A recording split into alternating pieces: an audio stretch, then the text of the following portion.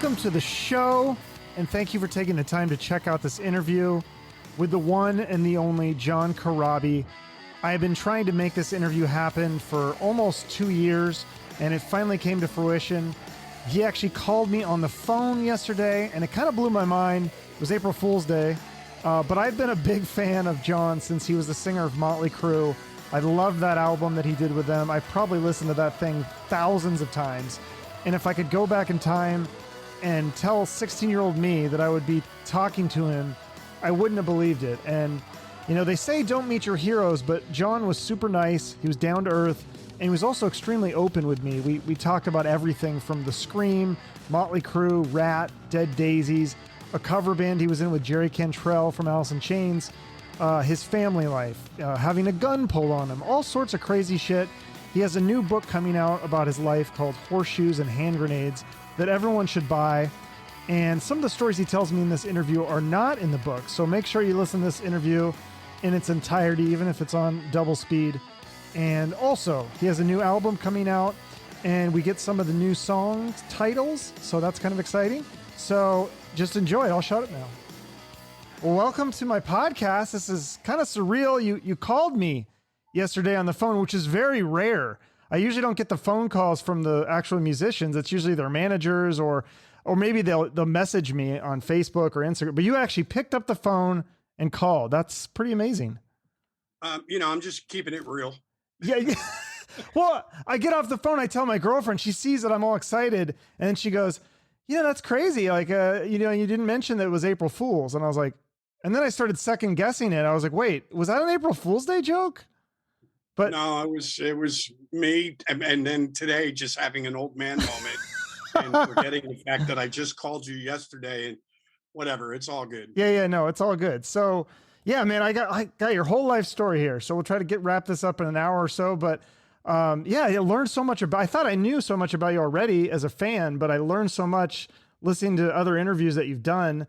I didn't know that your mom was really into music, and that's kind of what started your interest in it, right? She played music all the time around the house. Yeah, I think back then, it was my mom belonged to, I think it was like Columbia House Record Club, and you would, you could buy like 13 records for a penny.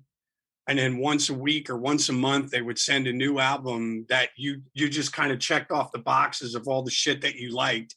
Oh. And you would just get these records. And if you didn't like them, you sent them back. And if you liked them, you kept them. And then they charged you whatever the going rate was for an album. So she had like this really eclectic, massive album collection of Frank Sinatra, but she, Glenn Campbell, Johnny Cash, Trini Lopez, it was unbelievable. Yeah. Didn't you go to a concert with Frank Sinatra and Dean Martin? And you said that while you were impressed by the music and the arrangements, that was cool. But the thing that stood out was like the banter between the two of them.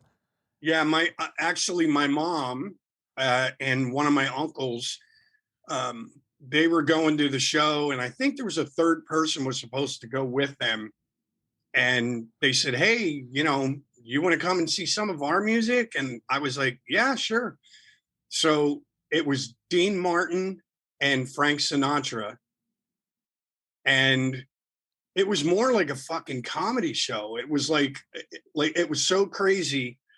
So Dean Martin's doing his thing. He was like the opening act, and he came out and he's doing his trip and he's singing some crazy ballad.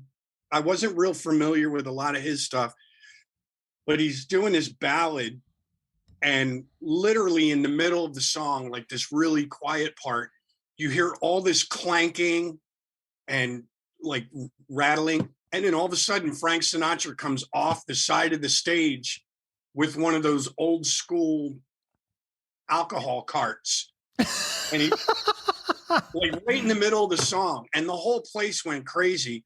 But he literally just wheeled this cart out, grabbed a drink, took 2 ice cubes, put it in there, poured some whiskey in there, and did a little splash of soda water, put it in, handed it to Dean Martin, and it just kept walking off the other side of the stage. And it was fucking hilarious. So then when Sinatra was playing, and he was doing same thing. He was doing a ballad, and he's doing this ballad. I think it was "Send in the Clowns." Oh, okay. And it's, "Send in the clowns," and he's doing this really low part in the song, and all of a sudden, this all through the whole PA, you heard what sounded like someone pulling their zipper down, and then pissing in a toilet, and the toilet flush, and then the zipper go back up. And Frank Sinatra he was pissing himself laughing. It was Dean Martin in one of the bathrooms just fucking with him, like pulled his zipper down, took a piss in the toilet, and then flushed the toilet on him, but with a microphone right on there. purpose. Okay. On purpose. Yeah. He totally did it to fuck with him.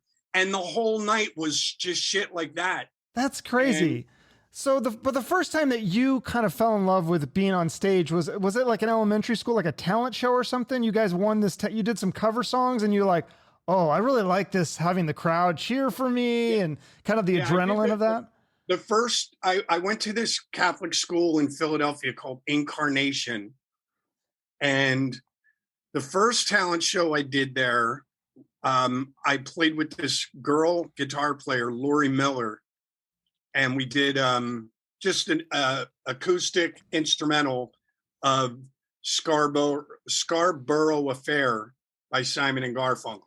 And we didn't win. And then the following year, I joined back up for the talent show with a bunch of friends, and we put a little band together, and we were rehearsing. And then at the last minute, the guy that was technically supposed to sing got in trouble with his parents. His parents punished him by not allowing him to do the talent show. And I was just like, well, fuck it. I know the lyrics. I'll sing it. And, we had a keyboard player, bass player, me playing guitar, and a drummer. And we did "I'm Not Your Stepping Stone" by the Monkees. And we did House of the Rising Sun. House of the Rising Sun by the Animals. And we wound up winning. And it was like such a last minute thing, like of me doing the thing, but it was great. We got all this applause, and then we won. My dad took us out to pizza afterwards, and I was like, "Oh yeah, this is the shit right here. That's what you want." Yeah, I dig this. So you saw, and then I got pizza as well. Yeah. So you had some good times, but this is a crazy story. I heard this today in an interview talking about this. You were like 10, 11 years old. So you just started getting into guitar, and there was some hippie guy that worked at the music store that you kind of looked up to, and he knew all the Beatles songs. And one day you said that you watched him shoot up heroin and drop dead in front of you. That's got to be a traumatic moment for a kid. Well, it wasn't. He didn't work at a music store. He was just like some hippie guy in Philadelphia where I lived. There was this candy store, and everybody used to hang out there. Like all the young kids would go in and play pinball, and then there was an older group of kids. I was probably, I don't know, maybe 8, 9, 10, something like that. And he was probably, I don't know, in hindsight, I don't even know how old he was, but he was like 17, 18, 19 years old. He had long hair, wore like, I'm talking 69, 70, walked around in a sleeveless suede vest and hip huggers, no shoes. And he had this kind of like acoustic F-hole acoustic guitar, and he would just sit on the corner step and play music. And he played like the Beatles and Creedence and all these songs that were popular on the radio, and I just thought he was the coolest. So I would just sit there and watch him play. And one day I was in there playing pinball machine, and he walked in, and I turned around to say something to him, and I saw him like he was tied off, and he was putting a needle in his arm, and then he just there was a thud, and he just dropped dead. So yeah, but that like influenced you. Where did you get this story? Because I haven't told that. I'm doing a book right now. Right. I just got a publishing offer for it, and I haven't told a lot of people that story. It's in the book though. So yeah, you must have told, it was in some interview. I watched so many interviews with you. It was like like each one had like a different little story. Like you had some really good. So about, yeah, hopefully I don't spoil your book, because I know that's coming out too. But that was like really, I heard that and I was like, that's interesting, because that like, so then you never did the needle drugs and stuff because you saw that like it had such an effect. pretty much there was a few incidents, which I won't get into all of them now because again, I don't want to, because I talk about all of this in the book, and I've had several incidents when I was younger with, heroin with that guy, cocaine with another friend who also dropped dead. And then even in some of the cover bands that I was in, some of because I was always kind of like the short young kid that played with all these guys, and there was a few incidents in my life and people that were around me, and I was just like, no, I don't want to do that. Like I remember being in a band with a guy in Philadelphia, and he was so hung up on meth that his teeth were rotting out, and he could not play a show unless he did a bump before it, just to get him through the set. Right. Wasn't that the end of one of your first bands, Angora, is because it fell apart because of people doing drugs and stuff? No, well, that was later. Yeah, but that was later. Happened as well. And I just had like this really sour viewpoint on drugs in general. Right. So yeah, like you said, you're in all these cover bands. Kind of that was the first thing that you did. But tell me about this story, because I just heard about this recently. You actually, or you didn't audition for Skid Row, but you had an offer to audition. So what happened? Like your pipe burst or something, or why didn't you make that audition? No. And it's weird because I saw that interview with Rachel. Yeah. And that was never the case. Like I knew Dave Sabo when I lived in Philadelphia. Okay. And I moved to California, and I was in, God, I want to say that I may have just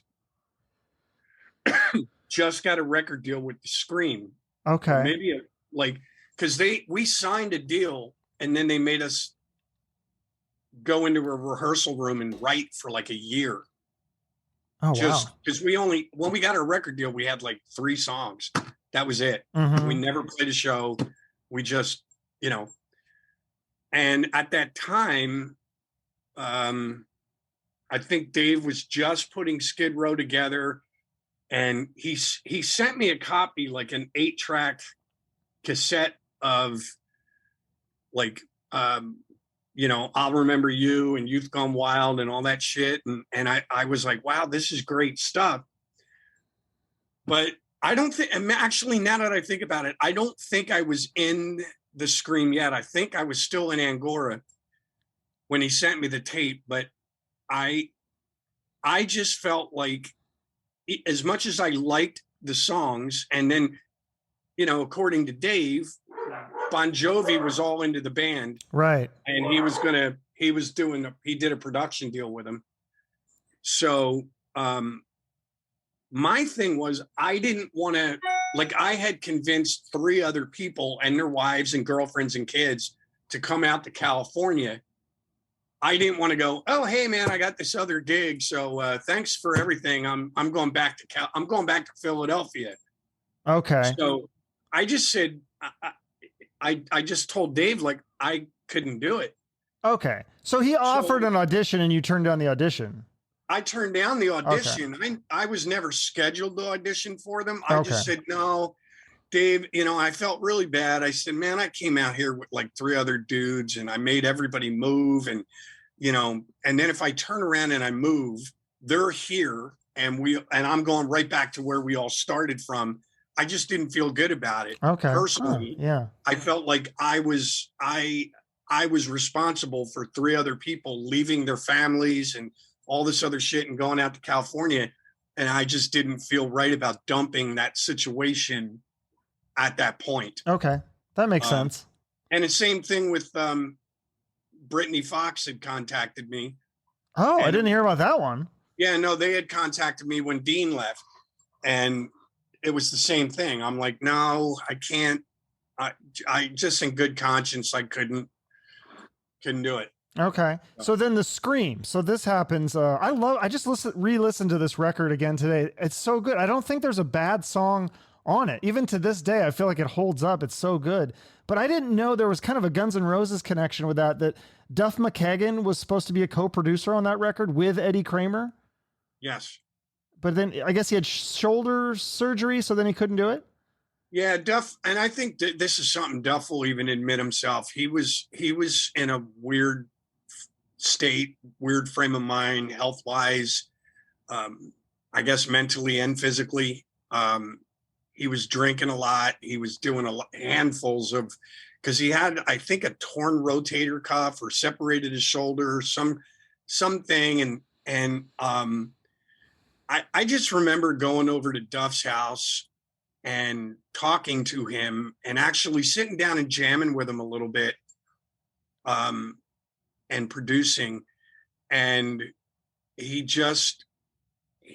was kind of, I hate talking about, because I love Duff and he's totally got his shit together now, but he was kind of fucked up, man. No, I think even he would admit that. Yeah, I don't think that's he was taking all these pills. Yeah. And we got together and we hung out for maybe an hour and a half. And then he's like, oh man, I'm going to lay down. And then he had this giant, like, I'm talking like a big gulp cup. And he was like, yeah, I'm going to lay down now. Yeah, I'm not feeling all that good. And he literally put all this ice in this big gulp cup, poured a shit ton of vodka in the cup, and then literally like a splash of cranberry juice. And he just set it next to his bed. He set this cup next to his bed. And so that when he got up after his nap, he didn't have to get up and go to the refrigerator and make a drink. It was already made. So he was kind of in this weird thing. And I went back to the record label and I go, I'm, it's not about talent. Duff is stupidly talented and he's an incredibly smart human being. Mm-hmm. But I was just like, fuck, man, I don't think this guy's going to make it through the fucking recording process. You know what I mean? Like, what year was this? Like 90? 89? Probably 89, okay, 90. Okay. So it was after, because you were friends with them before they were famous, or used to hang out with them on barbecue Sundays at Johnny Teagarden's house or something. Yeah. That's got to be weird. I mean, they came out of, I'm sure they came out of fucking nowhere though. I mean, they were so different than everything else that was happening. Mm-hmm. And and I laugh about it. I mentioned this in my book. I said, man, all the other bands that came up behind them, everybody was torn because the two fucking bands that were just killing it that actually went on to become bigger bands was like Poison and Guns N' Roses. So it was like all these bands were like this conflicted, like, fuck, do I put on lipstick and dye my hair blonde? Or do I fucking buy a pair of black leather gloves and put on a denim vest over my leather jacket and do the Guns N' Roses thing? So everybody was just kind of, right. After Guns N' Roses came, everybody was trying to figure out what do we do now? Like, do we follow that trend or this trend? You know what I mean? Right. Yeah. So you're in the Scream. You guys are, I think you were doing shows with Dangerous Toys. And, the story goes, it's in the dirt, it's all written about how Nikki gave you a shout out in Spin Magazine. So you just tried to call the manager to say thank you. And then they called you back right away. I mean, I'm assuming it was kind of like when you called me yesterday and you're like, hey, this is John Corabi. I was like, what? Like when he says, hi, this is Nikki Sixx, like, you're like, what? Like, it kind of shocks you, right? Well, it was funny because, yes, I mean, it was literally like not even 5 minutes later. And so I answered, my wife answered the phone and she kind of went, oh, you need to take this. And I'm like, nah, I gotta, because I was running late for a show.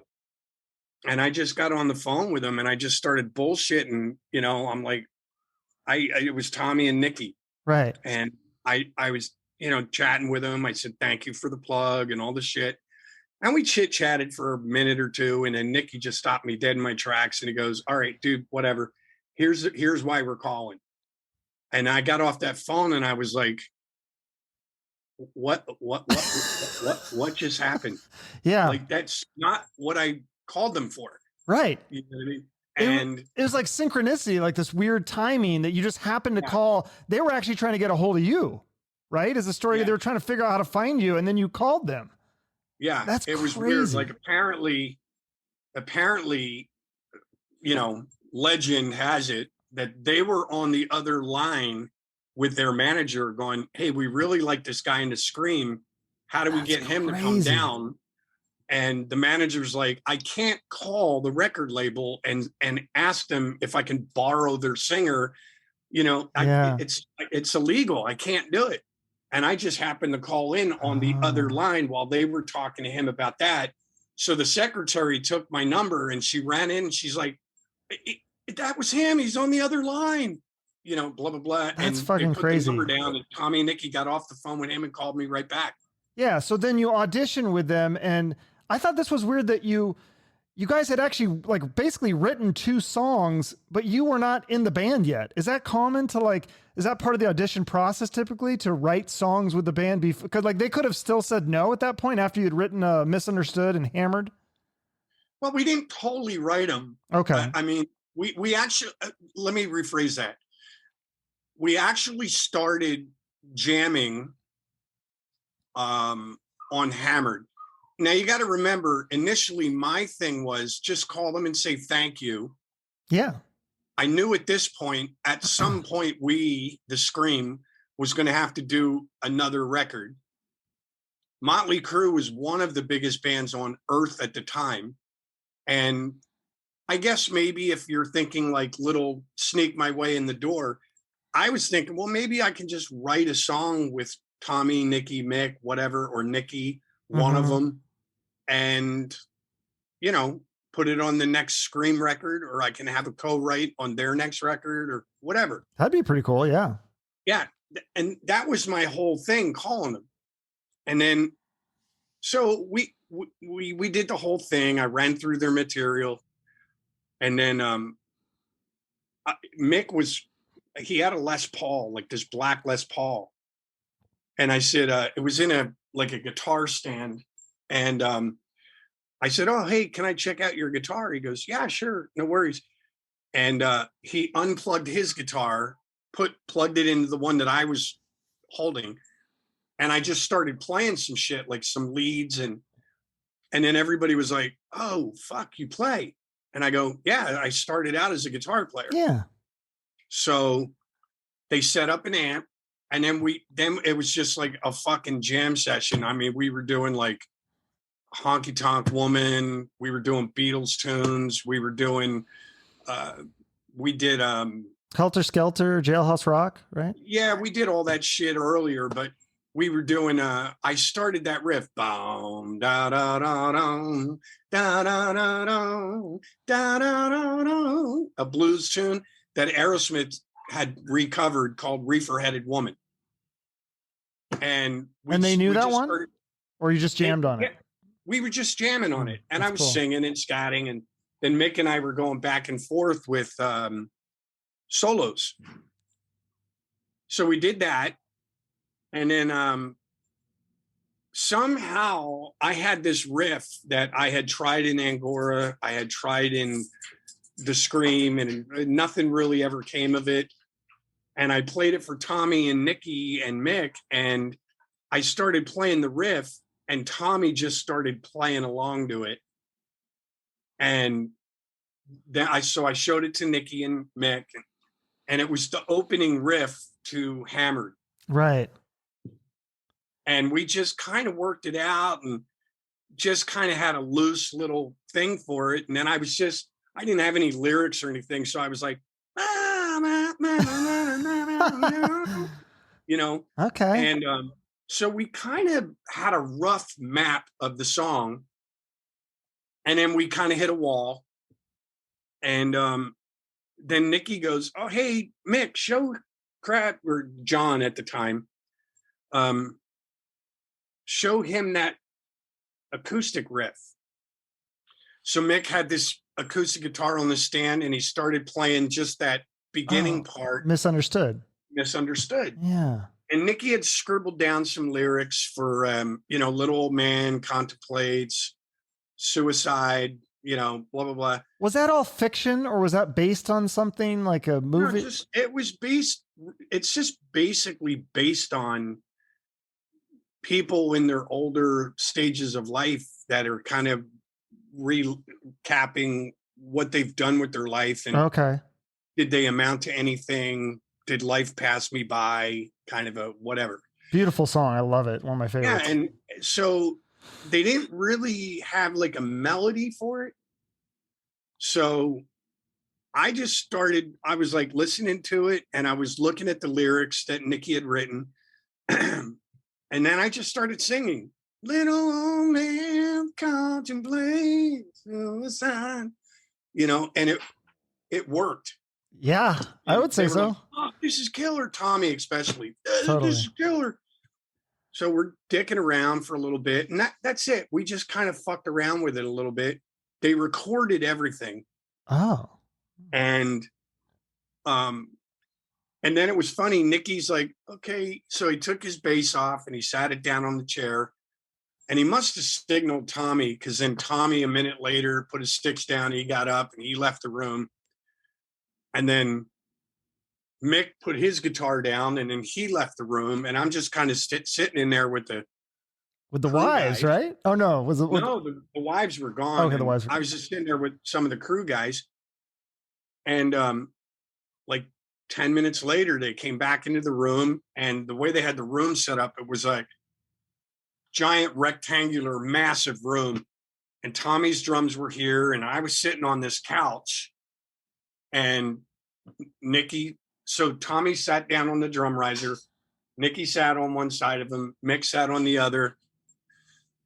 And the way they started talking to me, it was like, well, okay, John, yeah, we went out to the bathroom, and doesn't take a rocket scientist to figure out, welcome to the crew. Like they kind of tricked you a little.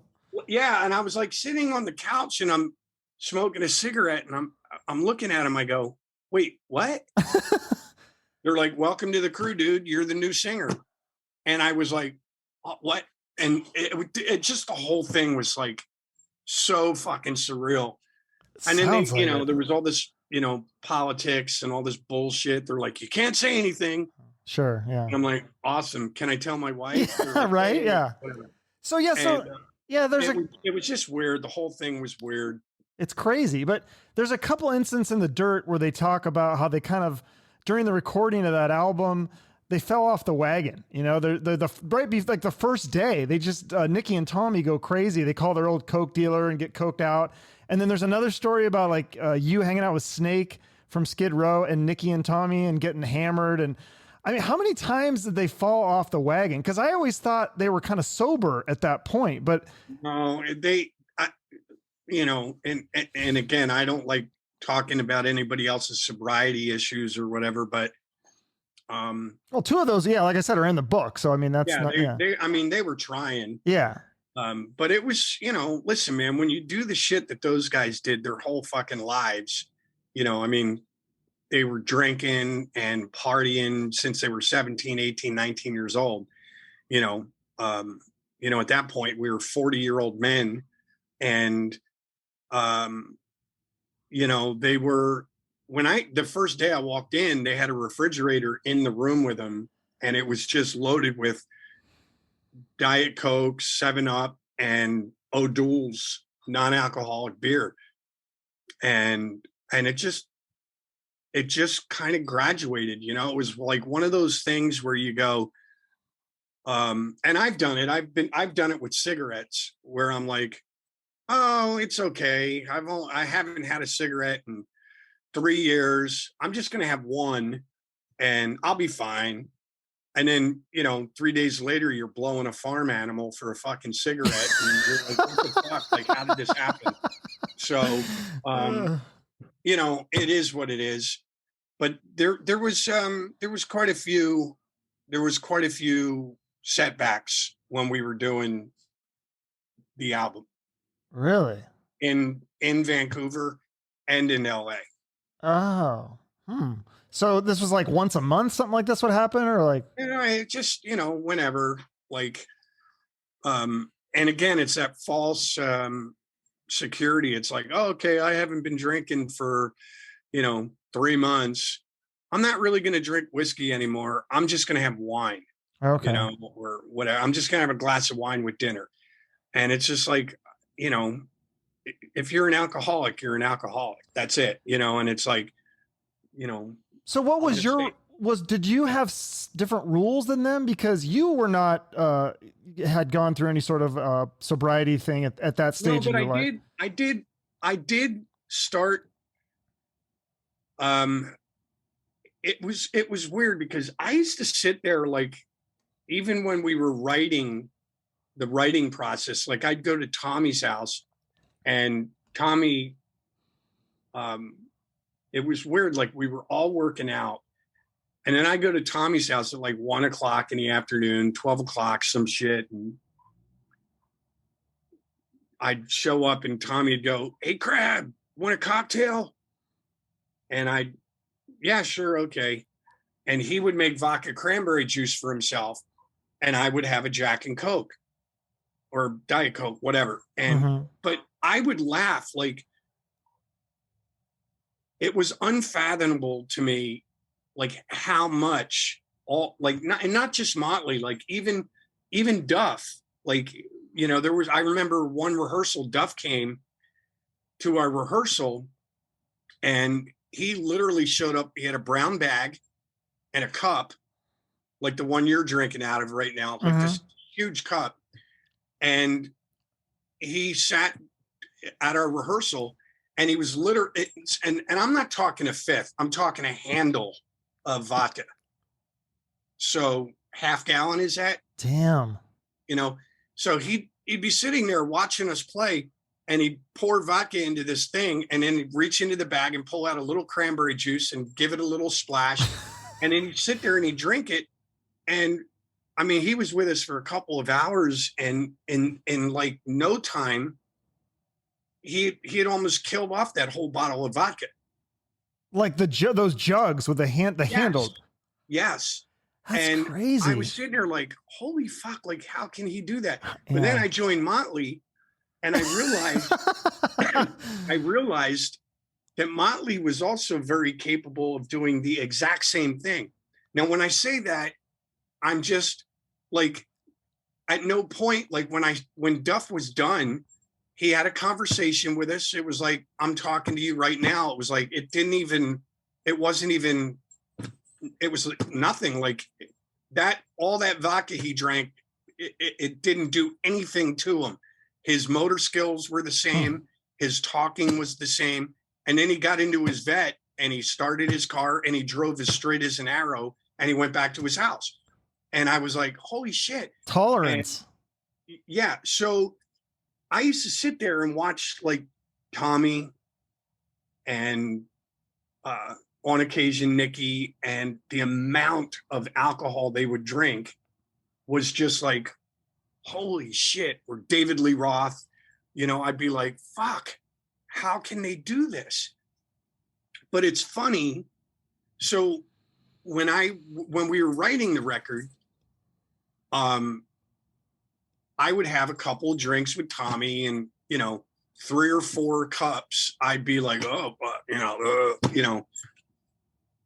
But by the time we did the writing process and then we did the actual album, which was another year on top of that. Right. So it was like 2 years. And then 2.5 years in, we went on tour. By the time we did that, I was probably drinking as much as Tommy was. Like Tommy and I traveled together on the same bus. And our rider every day, it was ridiculous. It was like just massive amounts of vodka and Jack Daniels. And he got a carton of cigarettes and I got a carton of cigarettes. We had all the fixings. And it was weird. Like by the end of the tour, I was literally going through a handle of Jack Daniels like every day and a half. And I was, Wow. And then I had a little episode once they let me go. I just had I had a stomach issue and I was just like, what is wrong? And then it was one of those things, not to be gross, but it was like, fuck, I didn't know if I had to throw up or go to the bathroom. So I literally sat down and I just started puking in my tub while I was going to the bathroom, and blood was coming out of both ends of me. So I went to a doctor and he goes, you need to chill out on the booze. So at that point, I didn't touch a drop of alcohol. Like I just went, okay, I don't want to go through that again. So I just kind of became a Earl Grey teetotaler for like the next 7 or 8 years. Damn. And then I started lightening up a little bit. I'd have an occasional Guinness, or a Guinness and a shot. And then, but that was it. I'm like, I don't want to get into that. Is that where you are right now? You just have the occasional drink and stuff? Yeah. I'll just, listen, my wife and I will go out on a Sunday and watch a football game, and, we'll have to take an Uber home. So I'll have a moment where I get a hair up my ass and I'll just have way too much to drink. We'll take an Uber home and then I'll sleep and then go get my car the next day, whatever. But for the most part, I'm just not into it. I'm like, Right. Well, okay. So anyway, wow, that's really fascinating stuff. But back to that Motley record. God, some of these questions I feel like I've been waiting since 1994 to ask you. But like the song "Loveshine," I loved that song when I was a kid, and I always wondered, like, did you guys ever try to market that as like a pop single or like adult contemporary? Because I know a lot of that wasn't even contention for a single. I love that song. I thought that would have been, because I listened to songs on the radio and I was like, I could hear this. I could see this being popular on like adult contemporary or something. Maybe not on Headbangers Ball, but. And it was weird. It was the same tuning that Mick used for Misunderstood. Yeah, it sounds similar. And he had it, and he just started playing around with those notes in the beginning of the song. Okay. And then I was like, oh, that's really cool. And I literally just walked up to the microphone and started going, again, no lyrics, but like, oh, baby, in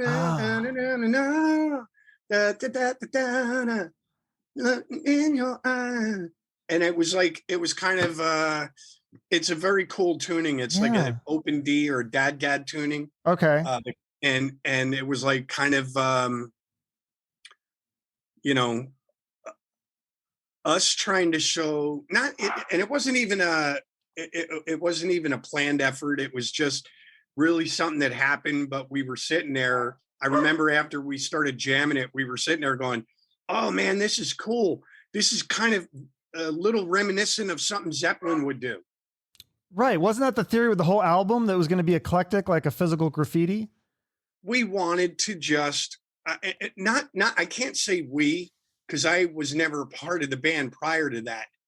But the thing that they were so excited about was that we were going to try and really be like way more musical and show people, even when we went out and toured, like there wasn't a lot of emphasis on pyro and different shit like that. Like, there wasn't a lot of emphasis on what we were going to wear on stage. They just wanted to, if you look at the back of the record, the actual album, and even the CD, the word "listen" is on the back of the record. So it was like, you know what? We've always been a band that was a byproduct of our lives. Like, the crazy over the top, the girls, the drugs, the this, the that. we started jamming shit and putting shit together, and we were like, wow, this music is really different. It's really kind of grown up. It's really eclectic. So those guys, more than me, they were just like, we just want you to listen to what we're doing musically, and we want you to see that we can be more than our what's the word I'm looking for? Image, history, or reputation? Image, reputation, and history. Okay. Do you know what I mean? Yeah. We can be more than that. So then what was it? Sorry. They were stoked about it. That's why Nikki insisted. He's like, I want the word listen on this record somewhere. Just put it on the back. Okay. Don't look at any. That's why the album cover is really kind of simple. It's simple. That's why we didn't dress up. It was like, that's why Tommy didn't do any kind of crazy circular roller coaster. Like, it's just like, no, watch me play. Mm-hmm. So then, with the song, 10,000 Miles, everyone, I remember when I was a kid reading about that, and I didn't get to hear it until like 15 years later, but everyone said that it would be such a big hit. And then that you guys took it off the record. And so I was always curious about that. Like, what was the decision with that, taking 10,000 Miles off the record? I never understood, because I thought, oh, if that's going to be such a big hit, why did they? It's like they didn't want to be mainstream at the time or something. No, the band never said this is going to be a big hit. No, the other people did, right? And they said, well, we don't want that then, right? The fans are the ones that, they write and they go, why didn't you guys do 10,000 Miles? Or, or even now, like when I was doing those live 94 shows, right? The fans are like, God, I hope you do, 10,000 Miles. But what we did do, we sat down with Bob and we just kind of listened to everything in context. And that song, regardless of whether it's good, bad, indifferent, it was just different than everything else that we had done on the record. It was just kind of a simple ballad. It had a little bit of a blues twinge to it, but it was kind of more in the lines of like a Without You or whatever. It was just kind of like this cool, bluesy, typical ballad. So we kind of sat down with everybody, Bob Rock included, and said, let's hold this one. And then we had come up with the concept of putting a bounce back card in the album so that people could order Quaternary. Yeah, I love that. So we said, you know what? It's not like it's going to go to waste. Let's just hold it off the record. And now, mind you, we did the same thing with Baby Kills. And so we took those songs and we just put them on the Quaternary record. Well, so fans still got the option to hear them. Yeah, but I don't think 10,000 Miles was on the Quaternary record. It was just Baby Kills from what I remember. No,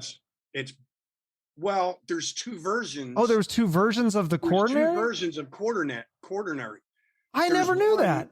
There's one with my solo song, Tommy's solo song, Nikki's solo song, Mick's solo song, and Baby Kills. Yeah, that's the one I had. And then there was another version that came out. It was only available and it was the Japanese or the European record label that did it. Yeah. And they have all 5 of those songs. Okay. Then they have another song called 10,000 Miles.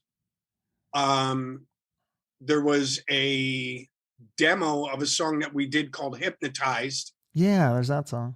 Then there was a remix of Hooligan's Holiday and another song called Living in the Know. Okay. So there was 9 songs on that version of Quaternary. Yeah, I didn't hear 10,000 Miles till I think it was one of the box sets you guys did or something. I think it came out on that one or something. I don't know. Well, when you say they, I had nothing to do with it. Okay, yeah, totally. When I left, anything and everything that says Motley Crue is controlled by Motley Crue. Sure.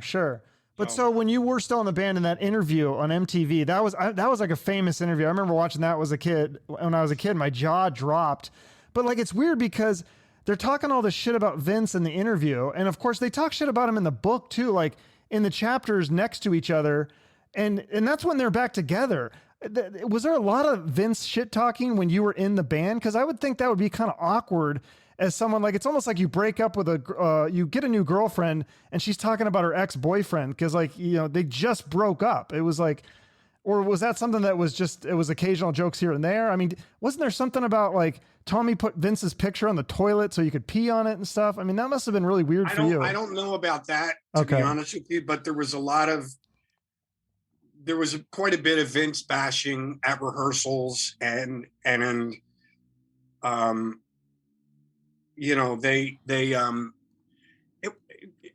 I say Vince bashing, it was just, like, one of the reasons why we took a year to record the album or to write the album. They just wanted to take time to make sure that they call it LSD, lead singer disease, that I wasn't going to turn into an asshole. So we would do shit, but we would do shit together. Like, I remember one time right after the guys bought me a Harley, we used to take it to this place that serviced, it was in like Thousand Oaks, and we would take it to this little motorcycle shop that Nikki and Tommy turned me on to. And a lot of Hell's Angels guys and stuff would go to this guy. And we wound up doing this charity run up to Yosemite National Forest. It was literally like 5 or 6 hours up. We hung out for the weekend, 5 or 6 hours back. And we would do shit like that. And they just wanted to see how I interacted with people, how I treated people, and they used to just tell me these horror stories about Vince's behavior.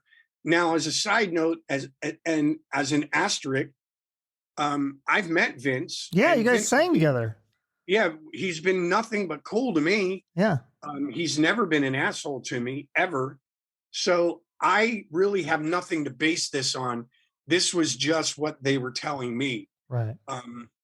So I just, it was just them telling me like these horror stories. Tommy would go, yeah, dude, it was crazy, man.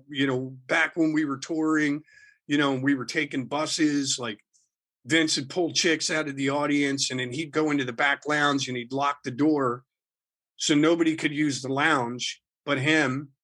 And he would just be back there fucking chicks. And we all had chicks that we wanted to fuck. And like, we couldn't, and there was no like band consideration there. He didn't, care. But that's what they told me. Sounds like a good problem to have, is not enough, too many chicks to fuck and not enough space to fuck them. Yeah. And it's like, okay, and whatever. So we used to just, again, I'd never met the guy up to that point. Mm-hmm. So it's like, I don't have a bad story to say about the guy. I would just literally sit there and they would just tell me these stories. And I'd be like, holy shit, seriously? Well, oh, fuck. He said that, or he did that, or he punched somebody, and they're like, yeah, dude, whatever. So I was just like, oh, okay, great. Awesome. Like, fuck, whatever. So yeah. They took a year to make sure that I wouldn't turn into, in their words, another problem or another ass. So do you think you guys took too long to come out with that record? Because you said, I think it took 14 months to make it and $2 million.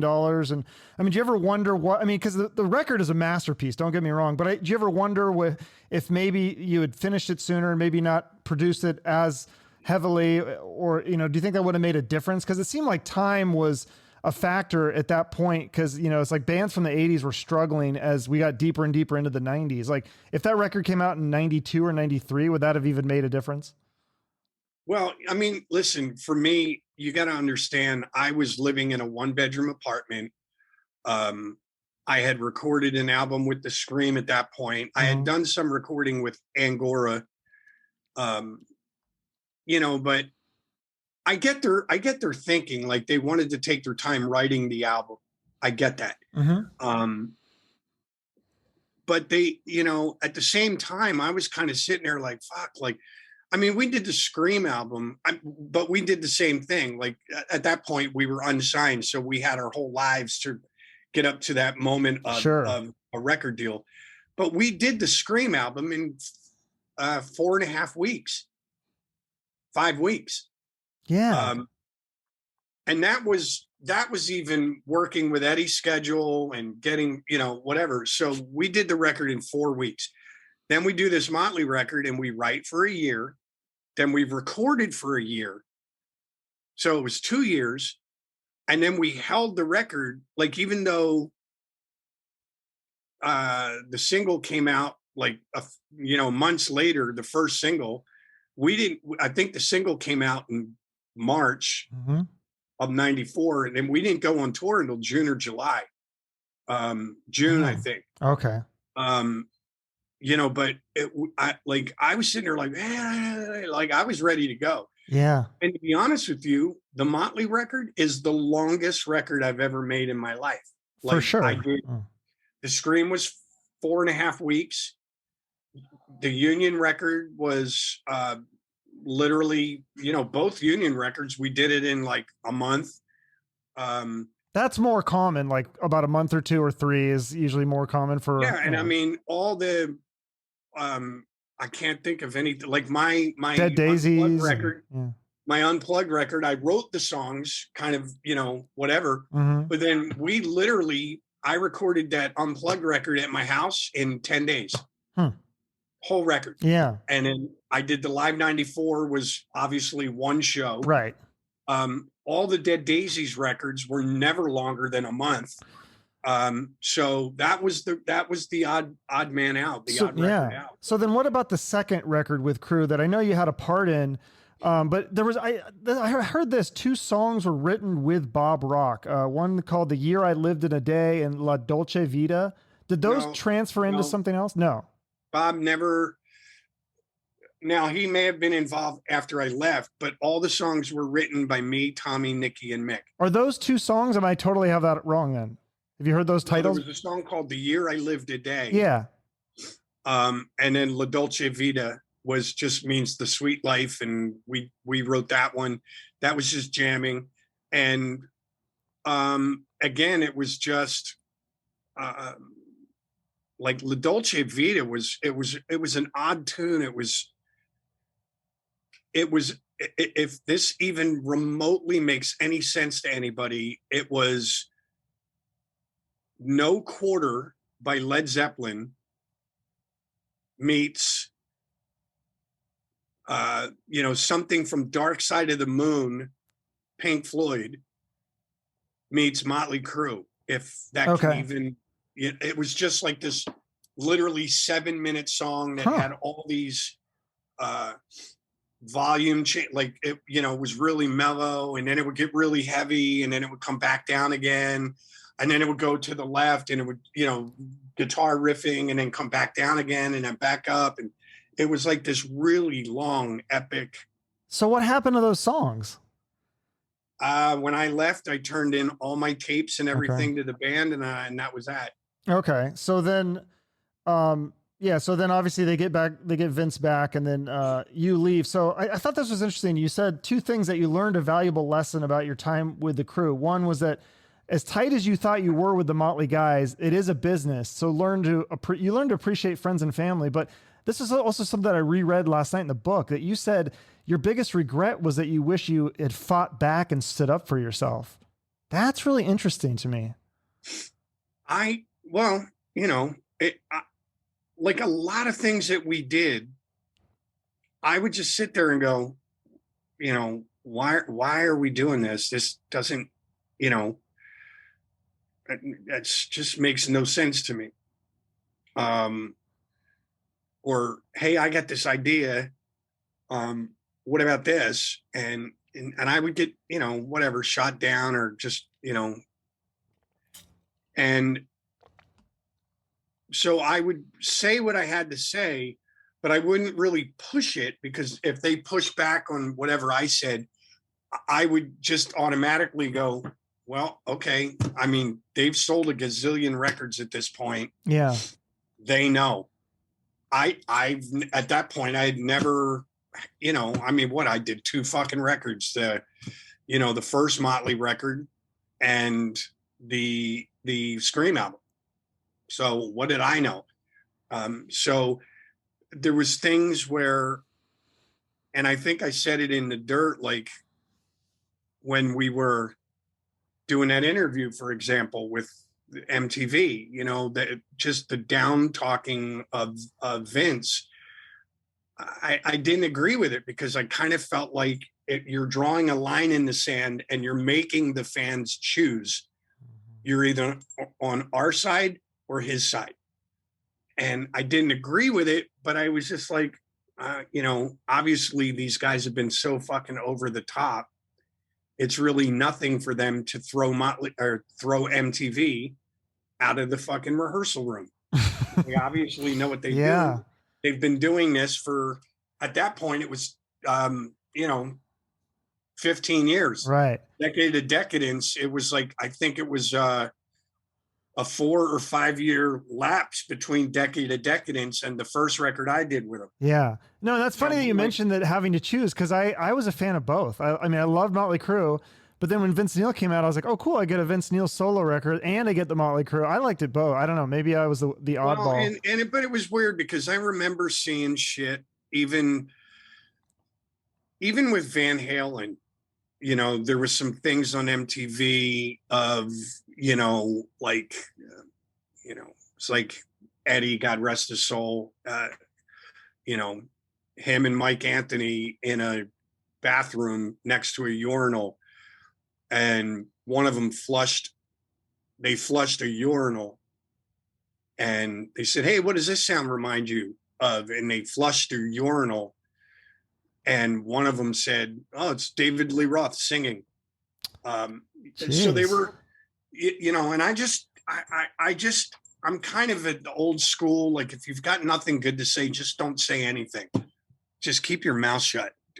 It sounds like that stuff is really common. Like, you also experienced that when you were in Ratt, and like that's kind of cool that you took that job and you're like, I just want like to be like, you don't want to be in charge of the record sales and have to worry about all that stuff. And you just got to play guitar, but you had to deal with you had to kind of witness a lot of the bickering and stuff in that band, where you said something like where you just would go and get a sandwich and you'd come back and they'd still be bickering. Yeah, that was, it's funny. Like, I understand the battles within a band. Yeah. And it happens. Listen, we're married, and when you're in any relationship, you're going to say left, and sometimes your partner, whether it's in a band or marriage or business, whatever, they're going to go, no, we need to go right. And then you got to sort it out, find that gray area. And I truly believe in that, in life, you know what I mean? And it was just weird. I just felt like I should have been a little more assertive and said, guys, seriously, stop with the bullshit with Vince. And whatever, that's water under the bridge. You can't really do it. But the things with, it was funny to me, like Motley, even when they got back together, are still kind of dysfunctional when you look at all the shit that's happened between Tommy and Vince since they all got back together, and then Tommy left, and whatever. So there's an element of dysfunction that I don't understand. If it's working and the fans are enjoying it, then fucking make it work. You know what I mean? Whatever. And that was the thing. Like, I can truly sit here and say, as quirky as all the guys in Ratt are, they've all got a little nuance to them that I just used to sit there and sort out, and it's like, okay, when I'm talking to Bobby, I got to talk to Bobby this way. And when I talk to Warren, I got to talk to Warren this way. And then when I talk to Steven, I got to talk to Steven this way. and you sort it out. And I'm still able to get my point across, but you know, like it was so, the element of dysfunction with those three guys when I was in the band, Robbie Crane and I would just sit there and just go, fuck, like, are you fucking kidding me? And they would just sit there and bicker amongst the three about, you know, and it's just this, it's a silly thing, but you know, in their own way, I feel like all three of those guys are just walking around with their dick out going, mine's bigger. I'm, you know what I mean? I'm the reason why everybody comes to see this band. And it's like, dude, they're coming to see the band, not Steven, not Warren, not Bobby. It's all of you guys together. It's Ratt. It's not, you know what I mean? Right. Yeah. And that was the thing. I just was like, oh fuck. And oddly enough, when they got offered their record deal with Roadrunner, that last record they did, you know, I was in the band. We got the record deal the night you know. And isn't that when you quit? You said, fuck this, I'm not gonna. I go, I'm out. I'll talk to you guys later. And it's funny, it's not truth, it's common knowledge. I said it right to them. I go, you guys can't get the real fucking rehearsal without battling. I'm not going to, I forget where they did it, North Carolina, South Carolina, whatever. Fucking no way I'm going to go live in a house with you guys and write and record a record. Not going to do it. So I left. Yeah. I didn't want any part of the drama, man. I'm like, see you guys. It's been real. Thank you. That's crazy. So what was it like? You were in this cover band. I didn't know this. I learned this yesterday. You were in some cover band with Jerry Cantrell and also Billy Duffy from the Cult. So 2 questions. Was Jerry a fan of the Motley 94 record? And then did you guys ever get to do any originals? Did you ever get to write with Jerry Cantrell? Because I assume playing with him was amazing, but writing with him would be amazing too. No, we never really got that far. It was literally like, what's that? Kings of Chaos. Yeah. And, Okay. know, whatever, all those bands. And they just wanted to do something. Jerry had a little hiatus. Billy had a hiatus. And I ran into Billy and he talked to me about it. And I'm like, oh, hey, dude, you know, blah, blah, blah. Yeah, sure. I'll come down. And I think I went in and I sang, they picked 2 cover songs for me to sing. It was Back in Black and Draw the Line. So I went in, I sang the 2 songs. Jerry goes, yep, that'll work. You know, I had met Jerry, not that he would remember. We met once at A&M. But this is when Jerry was partying a little bit and we were partying and he listened to the new shit that we were doing. And he's like, oh, fuck, man, this is killer, you know, whatever. And then he left and then I hadn't seen him until that day, you know, whatever. But we just kind of got together and we threw some Alice in Chains together. We did some Cult. I think we did a song or 2 of my Motley record, and then we just did a bunch of covers. Fun. That's really, and then, weren't you in another cover band called Starfuckers? That's still kind of an ongoing every now and then kind of thing. Yeah. Okay. Yeah. You got to play Eddie Van Halen's backyard and jam with him. That sounds pretty cool. Yeah. And it's funny because I still talk to Eric Dover quite a bit. And that was like this little rotating cast of whoever was in town on Thursday nights. We would just meet up at the Cat Club.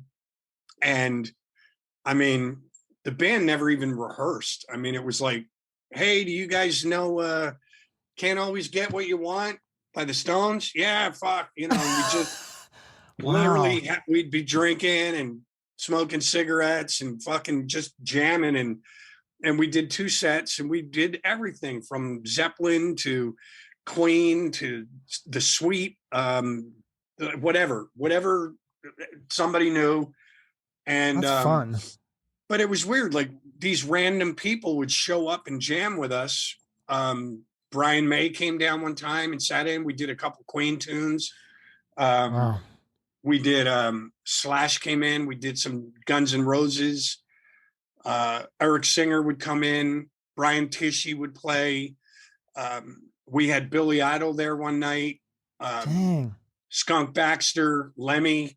Oh, that sounds amazing. So it was just like this rotating cast of fucking goofballs. That sounds fun. And it was just, you know, I think it was funny. Slim Jim Phantom from the Stray Cats, he owned the bar. Oh. So, and it was a little place, and Hmm. he'd go, man, I can't afford to pay you guys that much, you know. So we all said, you know, fuck it, Jim, just give us $100 and an open bar tab. And I think we probably drank a fucking $1,000 worth of shit every Thursday night. Whoops. And it was like a party. That's fun. But it wound up being this really cool thing where, I mean, you couldn't get into that place on Thursday nights. There was literally 300-400 people in that club. Oh, I bet. Yeah. Just packed in and, you know, just fucking off and doing Beatles tunes and whatever. Crazy. And, it was fun, man. Yeah, It that's was fun. Great. So tell me about, sorry, what? We'll still on occasion, like Stefan or Eric Dover or Troy Patrick, somebody will call and go, hey man, I got a gig for the Starfuckers if you guys want to do it. Oh, cool. And they'll just call around and we'll go play a casino or something like that. That's we fun. still do them once in a while, but that's awesome. Not on a regular basis. Yeah. So tell me about your new biography. Is it called Horseshoes and Hand Grenades? Yes, sir. Okay. And it says, you said the book's going to piss off a few of your ex-wives. Oh, I was just, whatever. I'm just being truthful. I'm sure I'm going to step on a few toes. That's not my goal or my intention, but I'm just being honest. I'm just telling the stories and, you know, I get along with all of my exes except for one. I haven't seen her since we split up. I don't want to see her, don't want to talk with her. She wasn't, maybe she is now. She's not a very good human being, but I'm just telling the truth. So my goal isn't to piss off anybody. It's really just about, a lot of people ask me all the time, like, why have you been in so many bands, or why did you do this, or why did you do that, or why, you know, and it's like, you know, it's just the deck of cards that I was handed. Mm-hmm. Like we were saying earlier, when I was in the Scream, who fucking knew that I was going to get that phone call from Motley? Right. Yeah. In a million years, you don't see that coming. And obviously, you know, the way they talked about Vince when I was in the band, in a million years, I never thought I'd be out of the band. And you just kind of keep trudging forward. You keep moving and doing the best that you can do. And so I think mainly the story that, if anybody gets anything out of my book, any kind of life lesson, it's more about, you know, you'll have setbacks, but you just move forward, man. You just have perseverance. You just keep plugging away, and at some point, you know, shit's going to happen for you.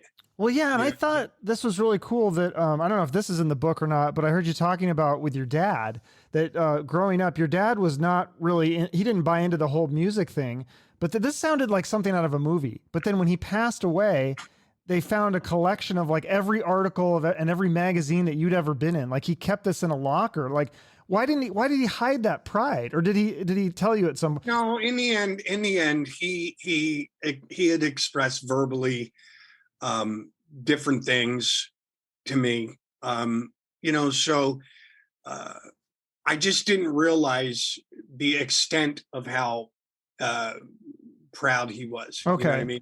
Yeah, because he said something like, he pointed out that you had taken care of 2 kids, your ex-wives, your mom when she had cancer, and you kept doing the music. And then he said something like, you're a better man than I've ever been, or something. That's crazy.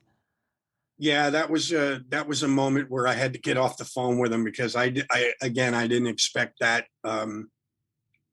that conversation. And it was just, you know, one of those things where I think everybody goes through it. I don't know how old you are, but I'm going to be 62 this year. Yeah. And, you know, it was one of those moments where I think I was like 48, 49, 50 years old. And you start taking stock of your life. And I was looking at the wrong things. I was like, I don't own anything. Like, what have I done? I haven't amassed this huge fortune. And, you know, and my dad being a dad, he's like, wait a minute, you've got 2 beautiful kids, beautiful girlfriend, you've got a great house, like slow down, dude. Like, and then he had this long talk with me that everybody will read about in the book. But it was just, it was one of those moments where I kind of went, you know what? I'm looking at life the wrong way. And it kind of made it, it clarified some things for me. Yeah, for sure. That's crazy. So your dad was an artist. Do you have any of his art, or are you going to show some of that in the book? I think my sisters do. Okay. And he wasn't like, it was, it was the weirdest thing. Like, he didn't paint like landscapes or different things like that, but he was awesome. I mean, he did do, let me rephrase it. He did do some landscapes, Yeah. but his favorite artist was Walt Disney. Like you know, like that art. I think he had every Disney movie ever. And so he would do these lawn ornaments and he would make them himself. Like, so he would draw, like, he had a little pond in his yard that he had made himself. He did this pond and he put, you know, like whatever, it's the Nick Corabi version of koi fish. He had goldfish in the pond.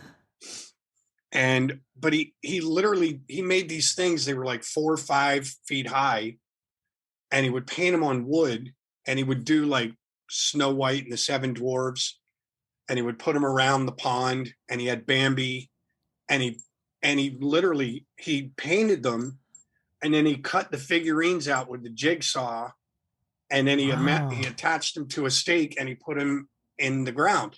And I pulled up one day, like, I mean, again, I was like 50, 55 years old, and he was 70, 75, whatever.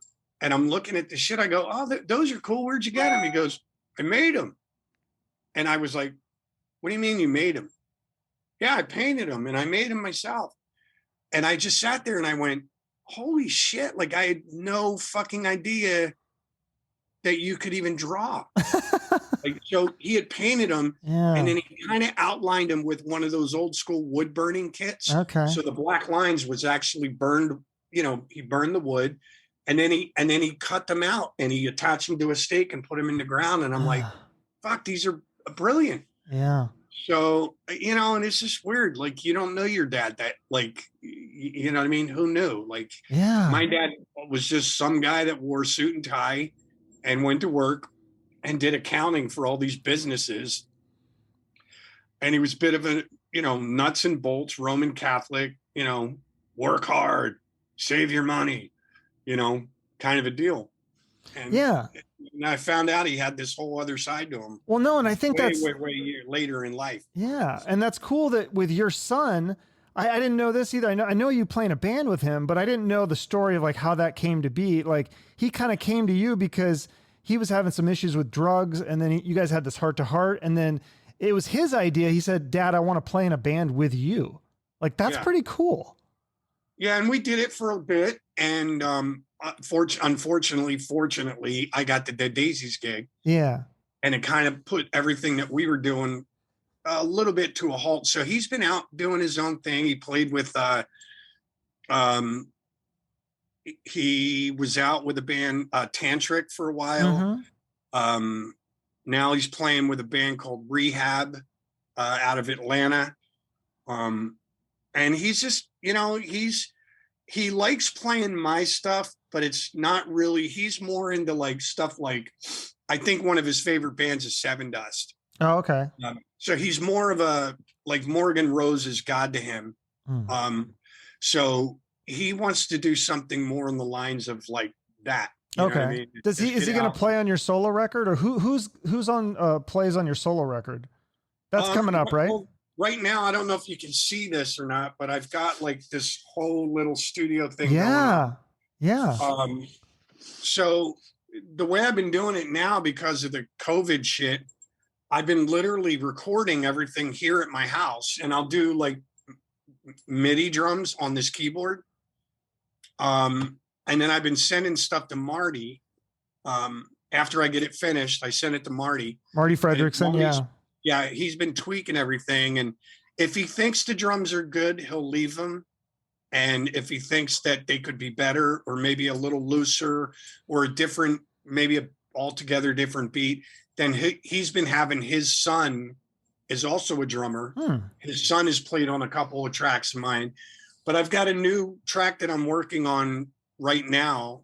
And I just called in and I sent him the track to like kind of get a vibe for. And then I want to go into my buddy D.A. Carcos, who played on my acoustic record. He's got a home studio with a real drum set in it. So I want to have my bass player Topher and Ian come in and lay down real drums and better bass than what I did. Okay. Do you have any song I remember when I was in Metal Edge reading Motley Crue 94 song titles and being like, oh, that sounds so cool. Is there any song titles for the solo record? Yep. I have a song called Così Bella, which is Italian for so beautiful. Oh. I have a song called Love That'll Never Be. There's one called Laurel. There's another one called Your Own Worst Enemy. So I've got a bunch of ideas. I've got another one called Moonshine Symphony. I like that. Yeah, it's so it's all 70s, right? 70s, like kind of yes. Because you said much. Like your theory was, well, fuck it. If if people aren't going to buy records, I can make whatever I want. Pretty much. I mean, at this point, listen. I've got a studio here. Yeah. And I wish I could play you the stuff. It's not going to translate over the microphone, but yeah. It's crazy because I think honestly, it's some of the best music that I've ever written and the best lyrics I've ever written. And I'm kind of just doing it at my own pace. So I'm setting myself up now, a website. I'm getting digital distribution, and I'm basically I'm gonna eventually have CDs and a vinyl to sell. Okay. But what I want to do is I want to put out a song with a video and then let it sit for a little bit. People can download it if they choose, watch the video on YouTube, and then put out another song with a video, and then put out another song and a video. That seems to be the way everyone's doing it now. That's all about the singles. And then I'll just do at the end, when I get, 9-10 songs, I'll do a CD and vinyl. I'll put it on Amazon or on my website, and I'll sell them at my shows. And maybe I'll put a bonus track on the CD and the vinyl that nobody's ever heard before, whatever. But, it's just like nobody's selling any records anymore. Yeah. Everything is downloads and streaming. And so fuck it. Like, why bother? Yeah. You know what I mean? I'm not ever a guy like me,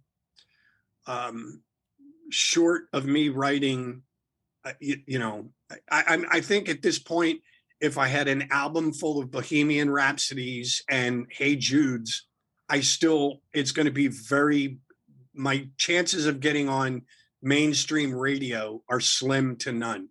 But that doesn't even really mean anything anymore. I feel like it's all about digital. And then if you can get on these playlists, that's the new thing, is getting on Spotify playlist. If you're on, John Bob, whatever the popular playlist is, if you get on that playlist, then you get a bunch of downloads, and that's all that matters. So yeah, the radio doesn't even mean anything anymore, I don't think. It really doesn't. And then obviously there's, MTV dropped the M like 20 years ago. So it's like YouTube now.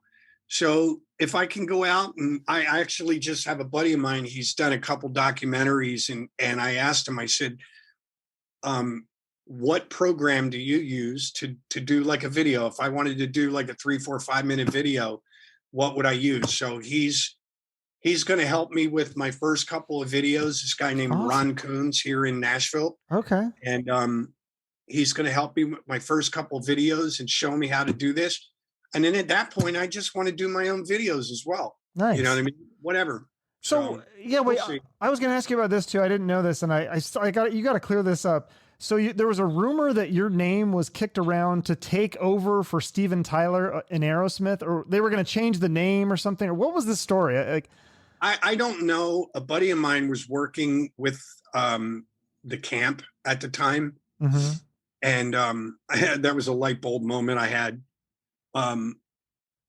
And he basically called me. He goes, "Oh, hey, by the way, just giving you a heads up. You know, you may get a call from this management company, blah, blah, blah." And I go, "Okay." He goes, "Yes, Steven's out doing American Idol, and the rest of the band is kind of pissed about it. So they're talking about getting a new singer. And I know your name's on the list." And I was like, "No, you need to take my name off the fucking list. Like, they can't." And I was like, "Dude, they can't be Aerosmith without Steven Tyler. Like, no." And then, yeah. And then now you're like, this is how Motley fans. Oh, that's how all the Motley fans felt. You know what I mean? So it is whatever. That's kind of funny. Yeah. That's crazy. Do you put those stories in, about your near-death experiences in your book? Explain near-death experience. So there was like some guy tried to rob you like right after you joined Motley, and he put a gun up to your face, and you put your mouth on the gun and you said, "Shoot me," or something. Dude, you're freaking me out. Like, it's like, you know, I told somebody that story in like Iowa in 1964, and you somehow found it. I don't know. No, you know, that I don't even think that story's in the book, but I was at a place called the FM station. Yeah. And it's not in existence anymore. And a friend of mine, it was actually the drummer in Angora, his girlfriend at the time. We were all out at this bar, like just watching. We weren't even playing. We were watching somebody else. And she had to leave and go home, and she realized she locked her keys in the car. And I walked out to the car, you know, I borrowed a hanger from the coat check girl and undid the hanger, and I put a little loop on it. And so I'm sitting there and I'm doing this thing, and this guy comes up to me and he goes, "Stop." Like, he basically was telling me, like, I'm like, "Oh, I'm just breaking into the car for a friend." And he was kind of getting a little aggressive with me. And my wife at the time was on the other side of the car. I was trying to get into the driver's door. And he goes, "Stop breaking into the car." And, you know, da da da da. So I said to my wife, I said, "Val, go in and get Gina and tell her to come out and explain to this guy what I'm doing." He basically made me think that he was parking lot security guy. So as my wife started walking away, he said, "Oh," and I had to show him my ID and everything, right? And I put my wallet back in. And so as my wife is walking away, he goes, "Hey, bitch, I didn't tell you to fucking move." And then I got pissed. I'm like, "Okay, that's my wife. Nobody calls my wife bitch but me." Do you know what I mean? Like, you need to. So I turned at him. I said, "Where's your fucking ID? I want to see your fucking ID that says, you know, whatever gives you the right to talk to my wife that way." And he pulled a gun out and he stuck it in my face. And I literally, everything went in this like total slow motion. And I went, okay. At that point, I've got a gun like literally in my face. So I went, all right. I had no idea. And I don't even know why I did it. But I literally just went, you know what? I grabbed the barrel so was crazy. Right in my face. And I literally put the barrel in my mouth and I go, pull the fucking trigger. I don't care. And I put the fucking thing. And the guy just sat there with that look on my That's on crazy. his face yeah. that you have right now. and he walked away. It worked. But the problem is, I went back into the club and I said, you need to tell your fucking security guard to chill out. And they go, we don't have a security guard. Okay. It was just some random dude. Ooh, that's not good. I was like, holy shit. Then I got fucking pissed and I got in my car and I started looking for him. I swear to God, I was going to run him over. Oh my God. I was like, so whatever. But, wow.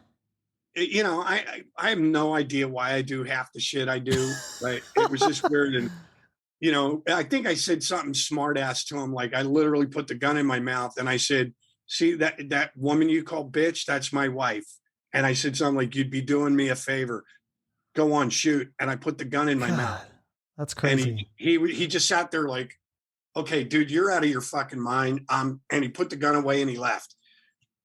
And then I went back to Jack in the car. You called his bluff, basically. What? You called his bluff, it sounds like. He probably wasn't really going to shoot you. I have no fucking idea. Like everything just went into slow motion. And I was like, I just have to let this, I don't even know. It was like trust me, I was shitting myself, but I'm like, I have to let this motherfucker know that I don't give a fuck.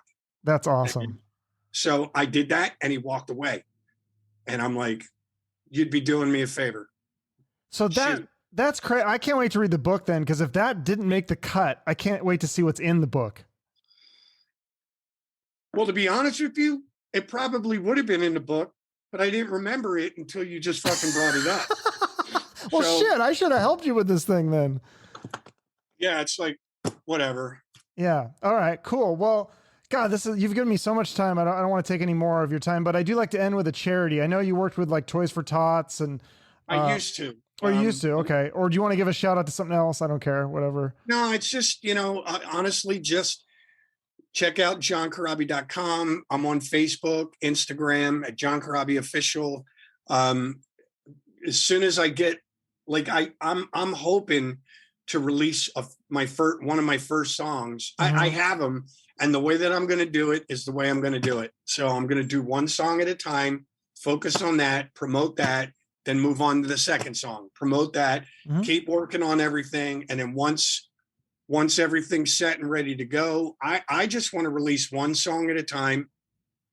And, you know, that way the fans, you know, like if you buy a record and you're like, well, I don't like these 3 songs, no sweat. You don't have to buy them. Okay. You buy the ones you like. Right. You know what I mean? Totally. And it's direct from me to you, and I'm going that route. So, but at the end, I'll do a record and I'll do some vinyl and I'll sell it on my website, maybe Amazon, whatever, and call it a day. Okay. Whatever. Yeah. I'll put your website in the notes, but is there a charity that you work with, or like, I mean, I don't know. I was working with Toys for Tots, but it just became like the last couple years. Like we had a lot of people that were some of my artist friends, that musical friends that were playing, you know, and then it just got to the point where we were asking people to come in and play. If there was any like cost or whatever for gas, I would give them money anyway. But then it started to be like, oh yeah, I'll play your charity. Give me $2,000. And I'm like, well, dude, it's not a fucking, it's a charity. Like, and so we started pulling our hair out with a lot of the bands. And then the last couple of times, like, it used to be like we would do these things, and I mean, my wife and I probably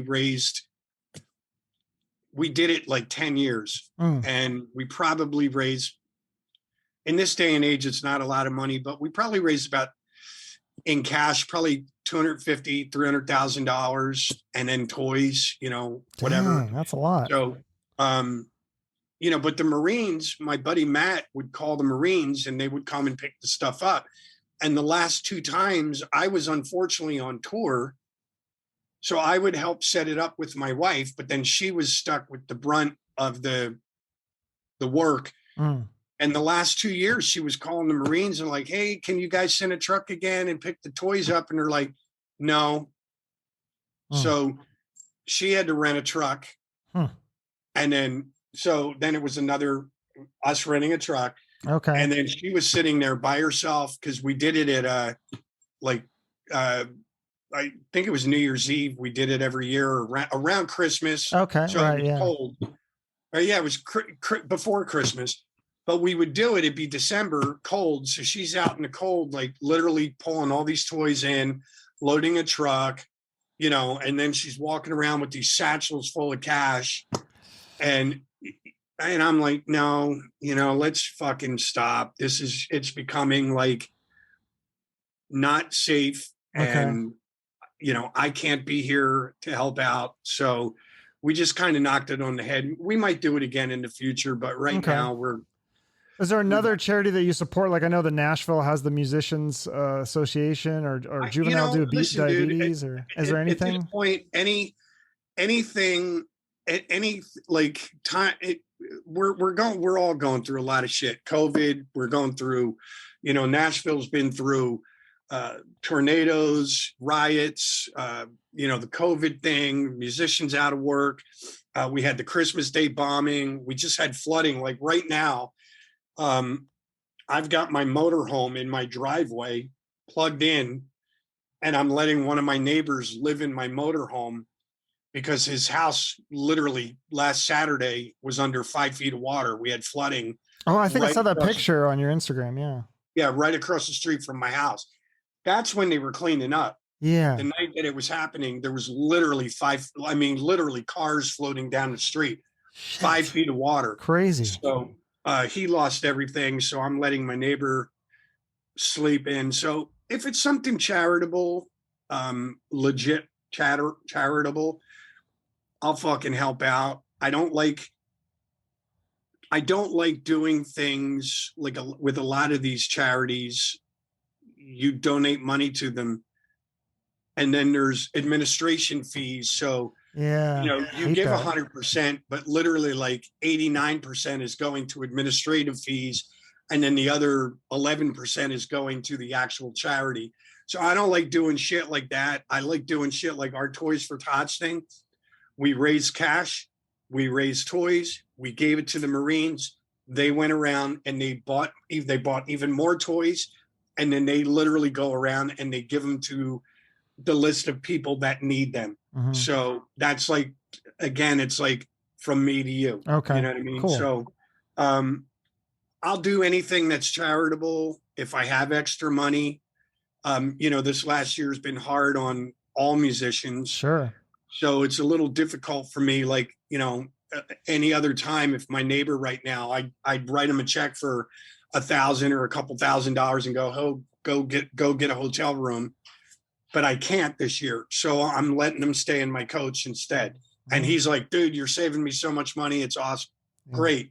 Whatever. And it's not out of pocket for me. My coach should be right here at my house anyway. So I just put it in my driveway instead of my backyard. It's in my driveway. It's plugged in.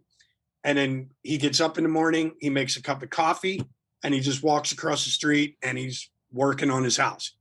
So great.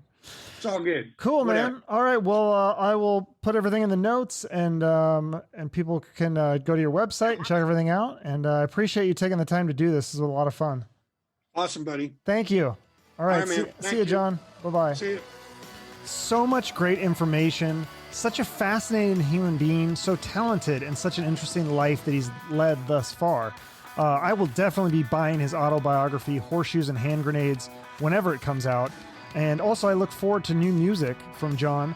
Make sure to follow him on social media so that you can keep up with everything he's doing. And while you're on there, give me a follow as well if you'd like to keep up with the podcast. You can also support the podcast by liking, sharing, commenting, or subscribing to the show. Or if you want to take the time to write a nice iTunes review.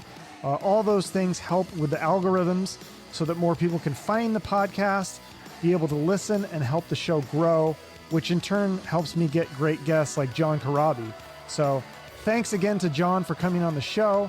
Thank you all for listening. I hope you have a great day, and remember to shoot for the moon.